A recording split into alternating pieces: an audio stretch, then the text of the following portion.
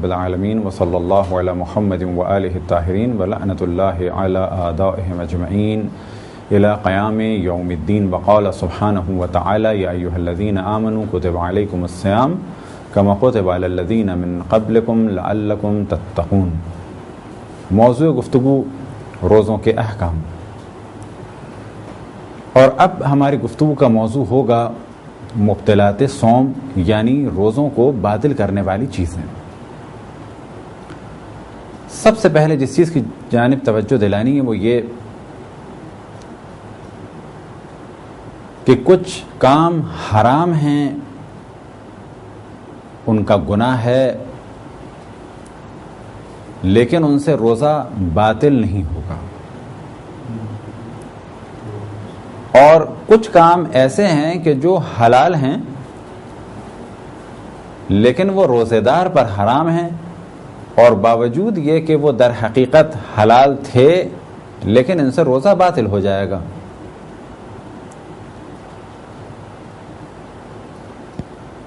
بس پہلے مرحلے میں جانب توجہ دلائیں کہ مبطلات صوم یعنی روزے کو باطل کرنے والی چیزوں کے بارے میں جو ایک عام تصور ہے کہ وہ فقط کھانا اور پینا ہے، یہ غلط تصور ہے، بلکہ کچھ کا تعلق کھانے اور پینے سے، مثال کے طور پہ کھانا اور پینا، اسی طریقے سے بعض اور چیزیں ہیں کہ جو عام حالات میں حرام نہیں لیکن روزہ ان سے باطل ہو جائے گا۔ مثال کے طور پہ پورا سر پانی میں ڈبونا، یہ عام حالات میں حرام نہیں لیکن روزے میں ایک عام جائز نہیں، اور اس سے روزہ بھی باطل ہو جائے گا۔ اب ان چیزوں کا ذکر کیا جائے کہ جو حرام ہیں لیکن ان سے روزہ باطل نہیں ہوگا۔ اب جب یہ کہا جائے کہ وہ حرام ہیں اور روزہ باطل نہیں ہوگا تو اس سے قطعی نتیجہ نہ نکالا جائے کہ وہ جائز ہیں اور کوئی حرج نہیں ہے، بلکہ کہا جائے گا کہ پہلے ہی ہم اس جانب توجہ دلا رہے ہیں کہ یہ حرام ہیں، گناہ ہے، اور روزے کی قبولیت میں سے کمی آئے گی، لیکن ان سے روزہ باطل نہیں ہوگا۔ بس اب دو مثالوں کی جانب توجہ رہے کہ کھانا اور پینا یہ در حقیقت حلال تھے لیکن روزے میں حرام ہے اور ان سے روزہ باطل ہو جائے گا۔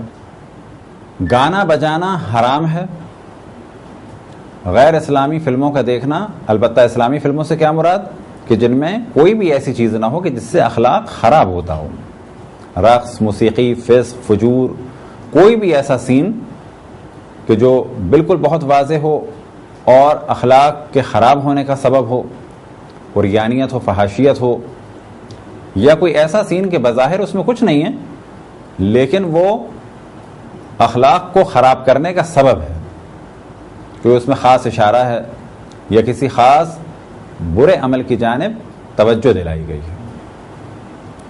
اب اگر کوئی اس قسم کی فلم دیکھے، یا جیسے کہا جائے عام کوئی انڈین فلم جس میں گانا ہو، بجانا ہو، کیا یہ عمل روزے میں حرام ہے؟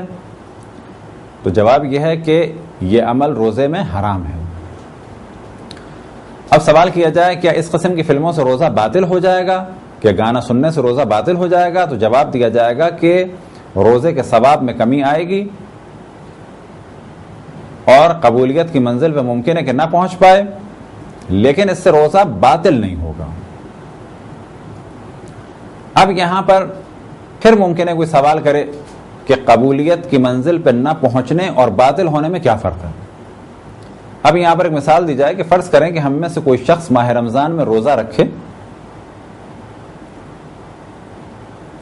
یا یہ کہ وہ بالغ ہونے کے بعد سے روزے رکھ رہا ہو،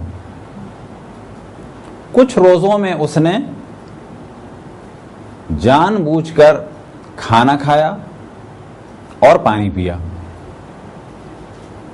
اور کچھ روزوں میں اس نے فلمیں دیکھی،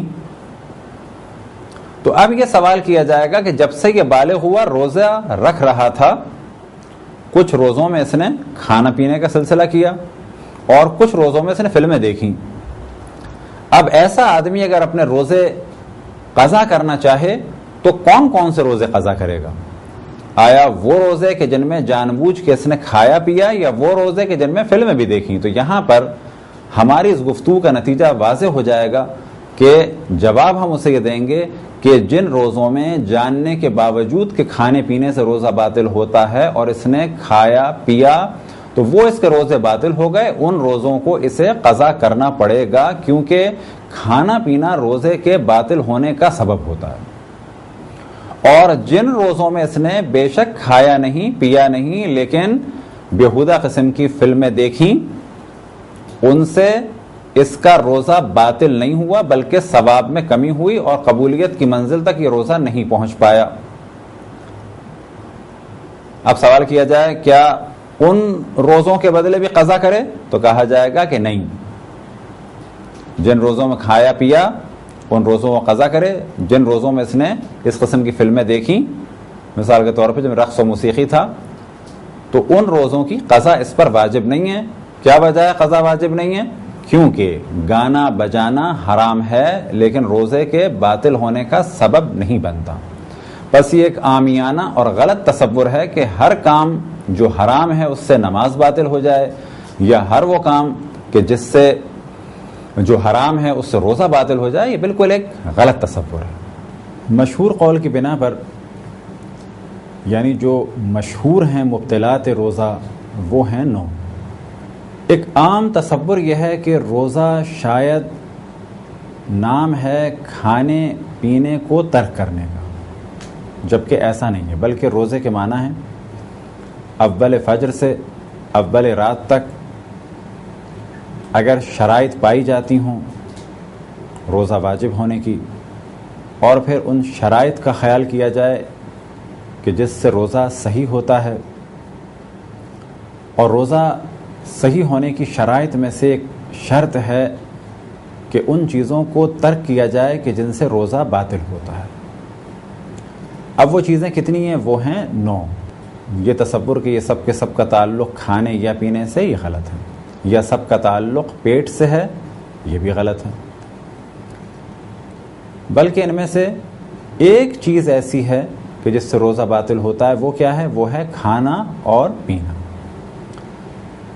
لہذا اس ہماری گفتگو کا اصل عنوان ہے مبطلات روزہ، یعنی روزے کو باطل کرنے والی چیزیں، اور ان میں سے سب سے پہلی چیز یعنی کھانا اور پینا۔ روزے دار اگر جان بوجھ کر کوئی بھی چیز کھائے، چاہے زیادہ چاہے کم، چاہے وہ حلال ہو چاہے وہ حرام ہو،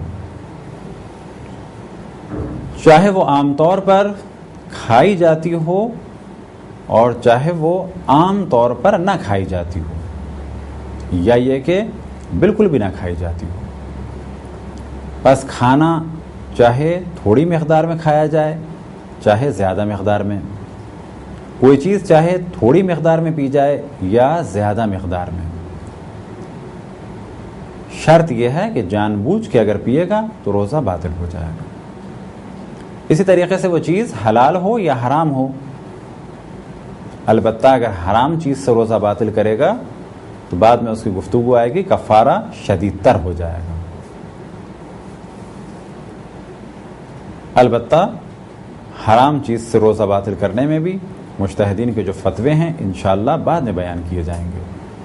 اسی طریقے سے وہ چیز کھائی جاتی ہو عام طور پر، جیسے کہ روٹی، یا نہ کھائی جاتی ہو عام طور پر، مثال کے طور پہ کوئی ایسے پتے کہ جو عموماً لوگ نہیں کھاتے، فرض کریں نیم کا پتا یا کوئی اور درخت کا پتا کھایا نہیں جاتا، کوئی جان بوجھ کے اسے کھائے تو اس کا روزہ باطل ہو جائے گا۔ یا درخت سے نکلنے والا کوئی دودھ، یا درخت سے نکلنے والی کوئی ربڑ ہو، یا کوئی اور پانی ہو، اسے پیے یا اسے کھائے، یا درخت سے نکلنے والا گوند ہو اسے کھائے، روزہ باطل ہو جائے گا۔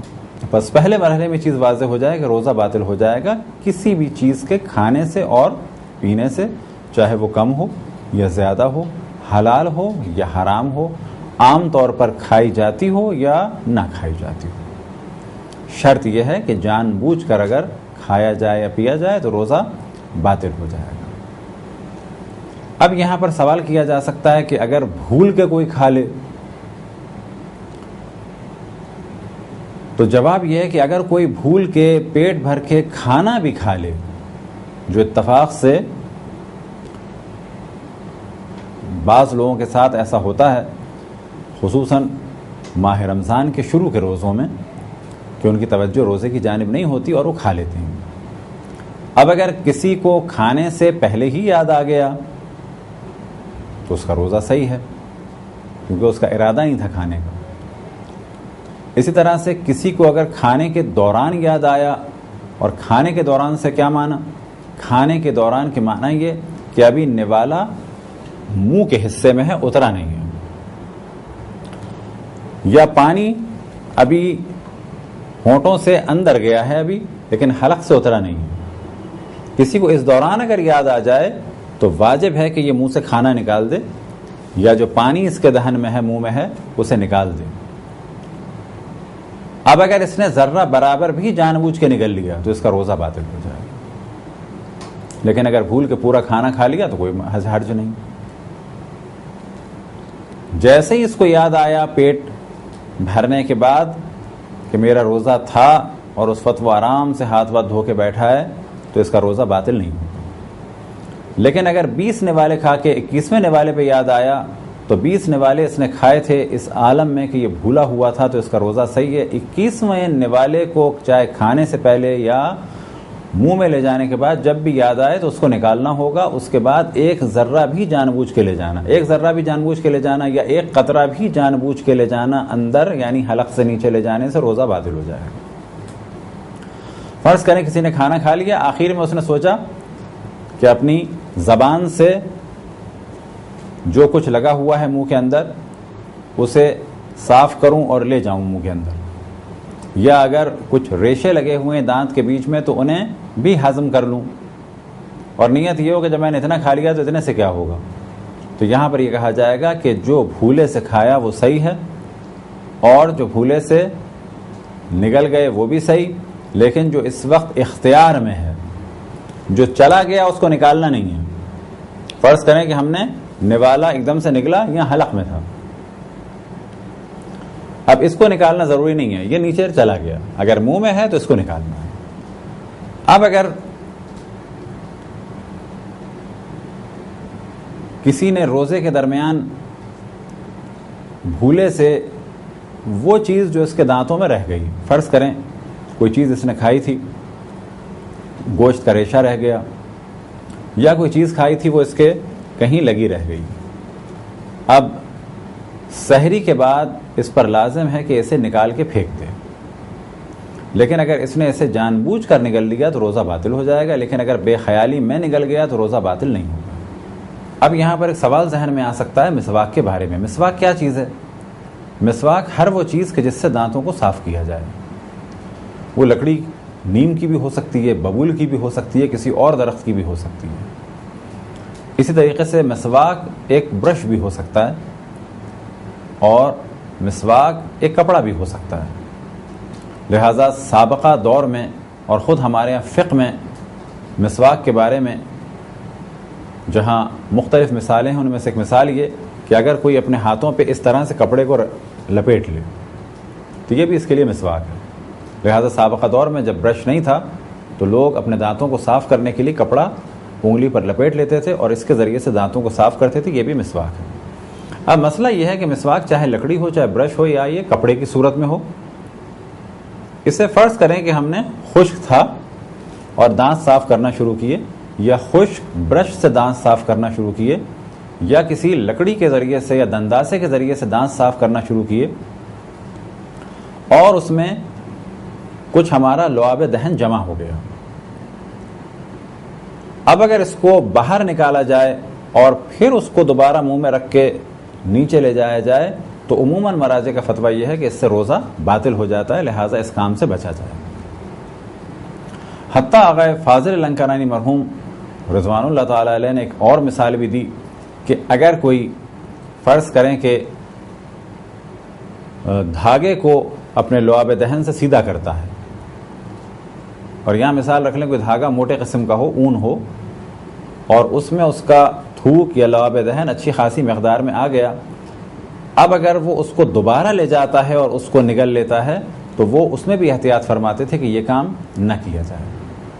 اب تک ہماری گفتگو کا اصل عنوان تھا کہ روزہ دار دن میں کسی وقت اگر کھا لے یا پی لے جان بوجھ کے تو روزہ باطل، اور اگر بھول کے کچھ نکل جائے یا کھا لے تو کوئی حرج نہیں ہے۔ اسی طرح سے دھاگے کا یا مسواک کا جو مسئلہ آیا وہ بھی روزہ دار کے لیے اس صورت میں کہ جب دن میں کسی وقت ایسا ہو۔ اب فرض کریں کہ انسان سحری کھانے میں مصروف ہے اور فوراً اس کی توجہ ہوئی کہ سحری کا وقت ختم ہو چکا ہے، بس جیسے ہی اس کی توجہ ہوئی یا جیسے ہی اذان ہوئی اسی وقت اس نوالے کو یہ نکال دے، البتہ کب کہ جب اس کو یقین ہو کہ یہ سحری کا آخری وقت ہے۔ لہذا عام طور پر ہمارے علاقوں میں جو سحری کا آخری وقت ہے وہ معمولاً احتیاط کے مطابق ہے۔ لہذا اگر کیلنڈرز میں آپ دیکھیں تو اگر 5 بجے سحری کا وقت لکھا ہے اور اس کے بعد اگر نماز کا وقت دیکھیں تو وہاں پر لکھا ہوگا 5:15۔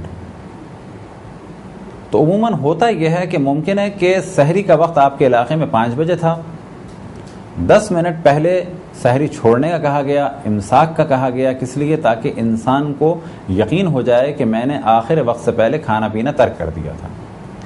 اب یہ دار و مدار ہے کہ آپ کے پاس جو بھی ٹائم ٹیبل ہے سحر و افطار کا، یا جس کیلنڈر سے آپ دیکھتے ہیں یا کسی ویب سائٹ سے آپ دیکھتے ہیں، تو آپ کو یہ پتہ چلنا چاہیے کہ یہ ٹائم احتیاط کے مطابق ہے یا یہ ٹائم بالکل صحیح ٹائم ہے۔ اب اگر آپ کے پاس وہ کیلنڈر ہے کہ جس میں 10 منٹ پہلے کی احتیاط ہے، فرض کریں کہ آپ کے علاقے میں اول فجر ہوتی ہے 5 بجے، لیکن آپ کے پاس جو سحری کا کیلنڈر ہے اس میں لکھا ہوا ہے 4:50 پر، بس اس کے معنی یہ ہے کہ 4:50 آخری ٹائم نہیں ہے۔ اب اگر آپ کھانے کے دوران متوجہ ہوں گھڑی کی جانب اور دیکھیں کہ 4:50 ہو گئے تو کیا یہ نوالا نکالنا واجب ہے؟ تو یہاں پر جواب یہ ہے کہ اس صورت میں اس کھانے کو نگلنے میں کوئی حرج نہیں اور اس کا نکالنا بھی واجب نہیں، کیونکہ 4:50 کا ٹائم آپ کے علاقے میں احتیاط کے مطابق ہے، اور اس نوالے کو اگر آپ نگل جائیں یا 5 منٹ تک اور بھی کھاتے رہیں یا حتیٰ 7 منٹ تک اور کھاتے رہیں، حتیٰ 8 منٹ تک اور کھاتے رہیں، تو آپ کا روزہ باطل نہیں ہوگا۔ لیکن پھر آپ کی توجہ اس جانب دلائیں کہ یہ ہر علاقے کا اور ہر جگہ جیسا کیلنڈر چھپا ہے، اپنے اپنے علاقے کے علماء سے پوچھیں کہ یہ جو ٹائم ہے احتیاط کے مطابق ہے یا یہ واقعاً آخری ٹائم ہے، یا یہ کہ ایکوریٹ ٹائم لکھا ہے۔ بس یہ جو موضوع بیان ہو رہا ہے یہ اس فرد کے لیے بیان ہو رہا ہے کہ فرض کریں ہمارے علاقے میں فجر 4:50 پر ہوتی ہے اور ہماری گھڑی بھی بالکل صحیح ہے، جیسے ہی 4:50 ہوئے اور ہمیں یقین ہے کہ گھڑی بھی صحیح ہے اور یہ ٹائم بھی یہی ہے آخری، تو ایسی صورت میں لازم ہے کہ ہم فوراً وہ نوالا نکال دیں اور جو کچھ ہے منہ سے نکال دیں، اس میں سے ذرہ برابر بھی جان بوجھ کے اگر نکلا تو اس سے روزہ باطل ہو جائے گا۔ دانتوں میں اگر ریشے رہ جائیں اور انہیں بعد میں نگل لیا جائے جان بوجھ کر تو روزہ باطل ہو جائے گا، لیکن اگر بے خیالی میں نگل لیا جائے تو اس سے روزہ باطل نہیں ہوگا۔ یہ وہ مسئلہ ہے جو پہلے آپ کی خدمت میں بیان کیا۔ اب اسی سے ریلیٹڈ مسئلہ بیان ہو کہ آیا سحری کے بعد لازم ہے کہ ہم کسی ٹوتھ پک سے یا کسی چیز سے خلال کریں، یعنی جو کچھ ہے وہ نکالیں؟ اگر سحری کھانے کے دوران ایک ریشہ رہ گیا تو کیا اس ریشے کا نکالنا واجب ہے؟ تو جواب یہ ہے کہ اس ریشے کا نکالنا واجب نہیں ہے، بلکہ اسے جان بوجھ کے نگلنا حرام ہے۔ اسے اور دوبارہ مثال کے ساتھ بہتر طریقے سے واضح کریں۔ فرض کریں آپ نے کھانا کھایا اور ایک ریشہ یا کوئی پھل کھایا، اس کا بیج یا کوئی اور چیز دانت میں اٹکی ہوئی رہ گئی، کہ جو عام طور پہ زیادہ تر ہوتا ہے گائے کی گوشت وغیرہ کا ریشہ رہ جاتا ہے، وہ دانتوں میں رہ گیا۔ اب یہاں پر ابھی فوراً سحری ہو گئی، تو کیا سحری سے پہلے اس ریشے کو نکالنا واجب ہے؟ تو جواب یہ ریشے کو نکالنا واجب نہیں ہے۔ اگر یہ ریشہ پورے دن اسی طرح سے رہے اور ہم نہ نکال سکیں تو کوئی حرج ہے؟ تو جواب یہ کوئی حرج نہیں ہے۔ پرابلم کہاں پر ہوگا؟ کہ جب اس کو جان بوجھ کر نگل لیا جائے۔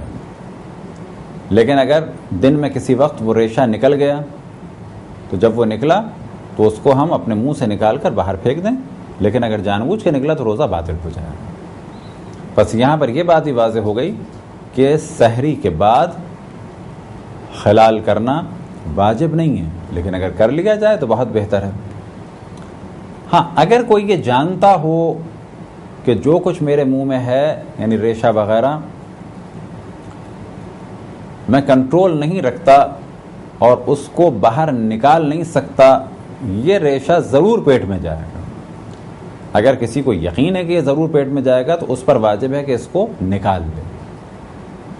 لیکن اگر کسی کو معلوم ہے کہ ریشہ رہ جاتا ہے اور بعد میں اس کو نکال دیتا ہوں تو کوئی حرج نہیں ہے۔ اب یہاں پہ سوال پیدا ہوتا ہے کہ انجیکشن لگایا جا سکتا ہے؟ تو جواب یہ ہے کہ انجیکشن لگایا جا سکتا ہے۔ فرض کریں کسی کو کوئی بیماری ہے اور انجیکشن اسے لگانا ہے دن میں 3 دفعہ، اور 2 انجیکشنز کا ٹائم فرض کریں یا 1 انجیکشن کا ٹائم روزے کے درمیان آتا ہے، تو کیا وہ انجیکشن لگا سکتا ہے؟ بالکل لگا سکتا ہے۔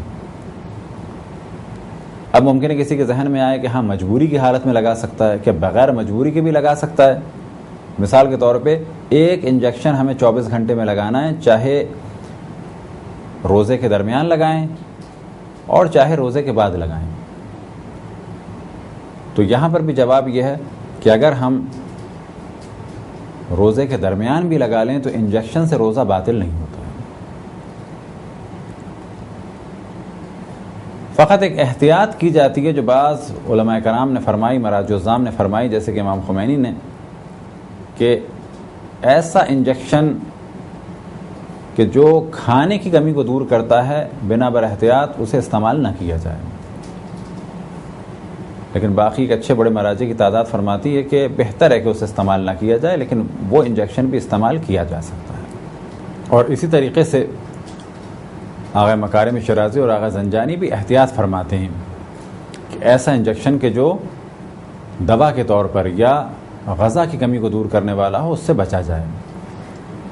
تو یہاں پہ کہا جا سکتا ہے کہ امام خمینی، آغا مکارم اور آغا زنجانی کا جو فتویٰ ہے وہ تقریباً ایک ہے، اور آغا خوئی، آغا وحید خراسانی اور دیگر مراجع خصوصاً آغا سیستانی فرماتے ہیں کہ دوا کے طور پہ جو انجیکشن استعمال ہوتا ہے اسے استعمال کیا جا سکتا ہے، اور بہتر ہے کہ ایسا انجیکشن کہ جو کمزوری کو دور کرے اسے استعمال نہ کیا جائے، لیکن روزہ باطل نہیں ہوتا۔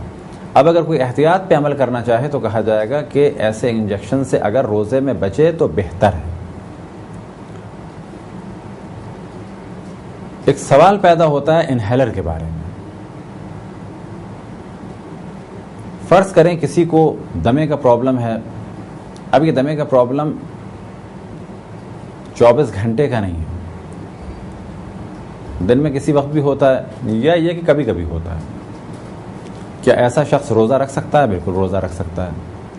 اگر یہ انہیلر استعمال نہ کرے تو پھر یہ کھانستا ہی رہے گا اور اس کے لیے بہت زیادہ مشکل ہے بغیر انہیلر کے رہنا۔ تو یہاں بھی اکثر مراجع الزام کا فتویٰ یہی ہے کہ انہیلر کو یوز کیا جا سکتا ہے، البتہ احتیاط یہ ہے کہ اس یقین کے بعد کہ جب وہ پھیپھڑوں میں جاتا ہو، اور انہیلر عام طور پر جن کو تھوڑی سی بھی مہارت ہے جب اسے انہیل کرتے ہیں تو ایک سانس لیتے ہیں اندر کی جانب، اور جب بھی پریشر سے سانس لیا جائے تو وہ کھانے کی نالی میں نہیں جاتا بلکہ پھیپھڑوں میں جاتا ہے، اور وہ دوا کے طور پہ انہیلر کا یوز کرنا ایک دمے کے مریض کے لیے، یا جسے بھی کبھی کبھی کوئی ایک دورے کی سی کیفیت ہو جاتی ہو، سانس کا پرابلم ہو جاتا ہو، کبھی کبھی سانس لینا مشکل ہو جاتا ہو، تو وہ انہیلر کو یوز کر سکتا ہے۔ اگر کوئی آب دہان نکل لے، آب دہان سے کیا مراد؟ یعنی تھوک۔ فقہ میں اور جب بھی مسئلے مسائل بیان کیے جائیں تو بعض دفعہ بعض ایسے الفاظ استعمال کرنا ضروری ہو جاتے ہیں کہ جن سے بات کلیئر ہو جائے۔ اب یہاں پر توجہ رہے کہ منہ میں انسان کے تھوک رہتا ہے ہر وقت، آیا کسی کے منہ میں کسی وجہ سے اگر تھوک جمع ہو جائے تو کیا اس کو نگل سکتا ہے؟ بالکل نگل سکتا ہے۔ ایک بہت ہی غلط چیز مشہور تھی پہلے کہ روزے میں جب بھی تھوک آئے تو اس کو تھوک دیں، ایسا کچھ نہیں۔ اگر روزے میں تھوک آیا تو اسے تھوکنا واجب نہیں ہے۔ لہذا پہلے بعض لوگ اس قسم کے کام انجام دیتے تھے کہ جب ایک بچے نے روزہ رکھا تو بعض بزرگ خواتین بیٹھی رہتی تھیں اور اسے کہتی رہتی تھیں کہ تھوکتے رہو اور تھوک کے نکلنے سے روزہ باطل ہو جائے گا. یہ بالکل غلط نظریہ ہے. اسی طریقے سے سوال یہ کیا جائے کہ بعض مزیدار چیزوں کا نام سن کے گلینڈز تھوڑے سے ایکٹیو ہوتے ہیں کہ جس کے ذریعے سے منہ میں پانی آ جاتا ہے, یا بالفاظ دیگر منہ میں ایک خاص مقدار میں لعاب دہن نکلتا ہے, اور اس تھوک کو منہ میں آنے کے لیے اردو میں کہا جاتا ہے منہ میں پانی آ جانا. اور یہ عام طور پر جب کوئی مزیدار چیز کا ذکر ہو یا کسی کھٹی چیز کا ذکر ہو تو اس وقت گلینڈز میں تھوڑے سے ایکٹیو ہوتے ہیں, اس کے بعد وہ پانی منہ میں آ جاتا ہے. کیا اس کو پانی کہا جائے گا اور نگلنا حرام ہے؟ تو جواب یہ ہے کہ یہ لعاب دہن ہے, تھوک ہے, اور اس کے نگلنے میں کوئی حرج نہیں. تو یہاں تک تو بات ہو گئی لعاب دہن کی. اب بات کی جائے کہ بعض دفعہ سینے میں سے بلغم نکلتا ہے اور بعض دفعہ دماغ کی جانب سے بلغم آتا ہے, کیا اسے نگلا جا سکتا ہے؟ تو اس کا جواب دو حصوں پر مشتمل ہے کہ اگر یہ سینے ہی سے حلق میں چلا جائے, فرض کریں کسی نے کھانسا اور کھانسنے کے بعد بلغم حلق سے تک آیا اور دوبارہ نگل لیا, تو روزہ باطل نہیں ہے. اسی طریقے سے ناک میں اس کے کچھ بلغم تھا اور نگل کے ڈائریکٹ پیٹ میں چلا گیا, اس سے بھی روزہ باطل نہیں ہے. لیکن اگر وہ بلغم منہ میں آ گیا, منہ کی فضا میں آ گیا اس حصے میں, تو اکثر مراجع کا فتویٰ یہ ہے کہ اگر اس کو نگلا تو روزہ باطل ہو جائے گا, لیکن کب کہ جب جان بوجھ کے نگلا. فرض کریں کسی کے منہ میں یہ بلغم آ گیا, اب وہ سوچ ہی رہا تھا کہ اس کو نکالے, اچانک وہ چلا گیا, تو کیا اس سے روزہ باطل ہوگا؟ کہا جائے گا اس سے روزہ باطل نہیں ہوگا, یہ بے خیالی میں چلا گیا, یا یہ کہ اس کا ارادہ تھا کہ کنٹرول کرے لیکن یہ کنٹرول نہ کر سکا اور وہ نیچے چلا گیا. آج کل کے مشہور مراجع میں صرف آیت اللہ سیستانی یہ فرماتے ہیں کہ بنا بر احتیاط مستحب اسے نہ نگلا جائے, یعنی روزہ باطل نہیں ہے لیکن بہتر ہے کہ اسے نہ نگلا جائے. اگر کوئی شخص کوئی چیز منہ سے توڑے, فرض کرے کہ بادام توڑ رہا ہے کسی کام کے لیے, یا کوئی چیز توڑ رہا ہے کسی جانور کو دینے کے لیے,